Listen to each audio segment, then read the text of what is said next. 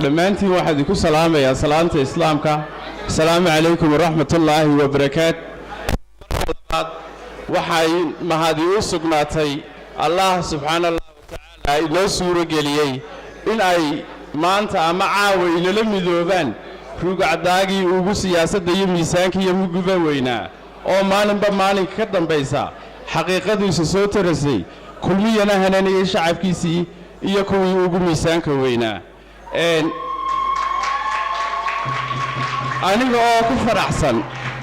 anigoo ku faraxsan soo dhaweynaya sharaf iyo guulna ay u tahay xisbiga kulmiye waxaan si diiran u soo dhaweynayaa siyaasiyiinta iyo mas'uuliyiinta maanta xisbiga ku soo biiraya ee uu kow ka yahay xogayii khayraadka xisbiga wadani ee mucaaridka horena u ahaa wasiirka xidhiidhka golayaasha oo caawana inala midoobay aadan axmed warsame wacays.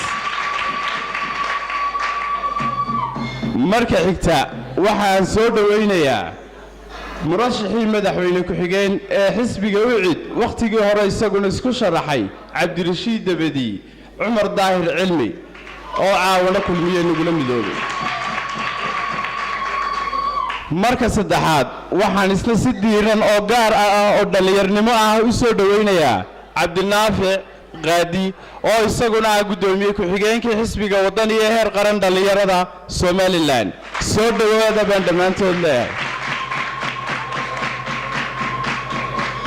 run ahaantii ma jirto wax ka qiimo weyn ama guul kale oo la raadiyo murashaxiinta dhigaaga ah ee kula tartamayay marka ay baalashaada istaagaan. kuwa nasiibkaasi helay waa Muuse Biixi iyo Cabdiraxmaan Saydici.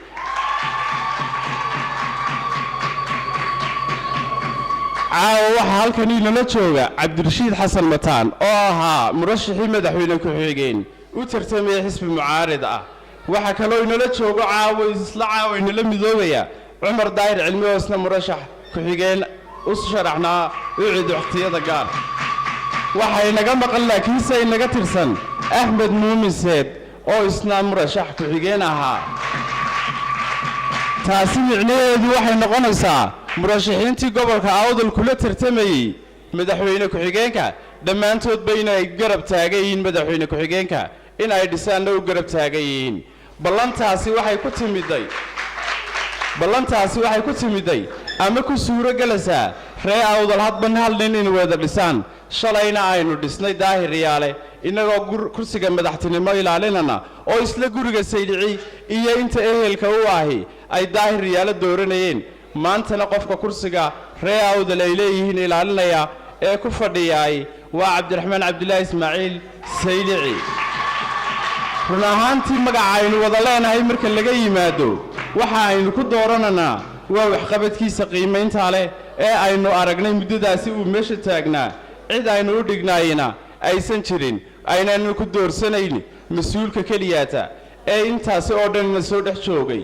waxaan xasuusanaa ama taariikhdu qortay dalkani markii uu goostay ee dhinacyo loo kala huleelay ee meel baadiye biyo laga helo la waayay mas'uulkii ugu horeeyay ee dalka doon ama raashin ama waxay ummadan qoodato ka soo dejiyay ama dekada markii ugu horeysay wax ka dhoofiyay iyadoo ay lugahaya ahayd inuu ahaa Cabdiraxmaan Cabdilaahi Ismaaciil Saydici.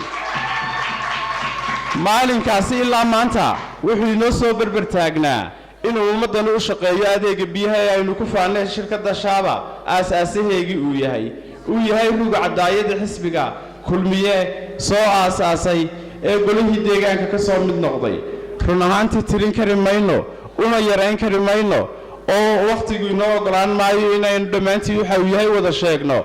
isaga iyo Muuse Biixi oo isna Jamaal iyo rakaloo dhigiisa ay barbar taagayeen oo hore ula tartamayay. waxa aynu maanta ree Awdal ku ballannay oo aynu ilaashanaynaa in aynu kursigeena ku-xigeenka ee xilligana ilaashano si aynu mar labaad u noqono hoggaanka xukuumadeed ee madaxweyne. taasina ugu gaadhno madaxweyne ku-xigeenku waa qofkii u baaqay uguna yeedhay walaalaheena bariga in ay doorashooyin ka qayb galaan noqon karaan hoggaanka dalka. haddaba kuwiiba soo diyaar galoobay iyagii baynu maanta haddana tartan wada gelanaa. shalay haddaynu ugu baaqanay waxa ay noo ballan ah reer Awdal inay dantooda wada ilaashadaan khaasatan dhallinyarada xaqiiqada ka dheragsan inay caqliga wax ka doortaan ee aanay caloosha iyo caadifada wax ka dooran ayaan ugu baaqayaa dhammaantiin aad iyo aad baad mahadsantihiin waan idinka mahad celinayaa